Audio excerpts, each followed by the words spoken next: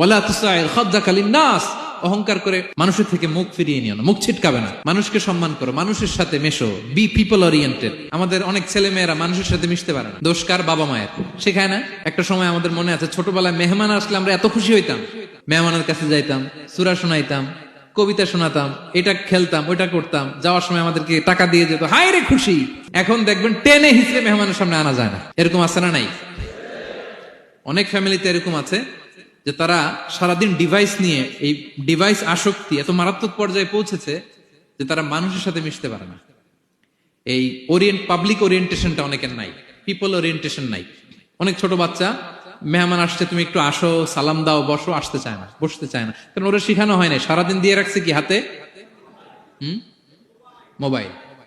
এই জন্য ছোটবেলা থেকে আমরা যেন সামাজিক বানাই, বাচ্চাকে যেন শেখাই, বাবা মুরব্বীকে দেখলে সালাম দিতে হবে। কি করতে হবে?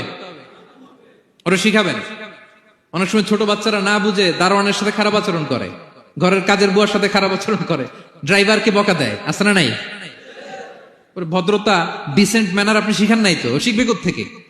এই জন্য শুরুতেই বললাম যে গরুর পেট থেকে বেরোলে গরু হয়, কিন্তু মানুষের পেট থেকে বেরোলেই ওটা মানুষ হয় না। ওটারে মানুষ বানাতে হয় দিনের পর দিন, মাসের পর মাস, টিউনিং করে, পলিশিং করে, গাইড করে করে মানুষের মতো মানুষ বানাতে হয়।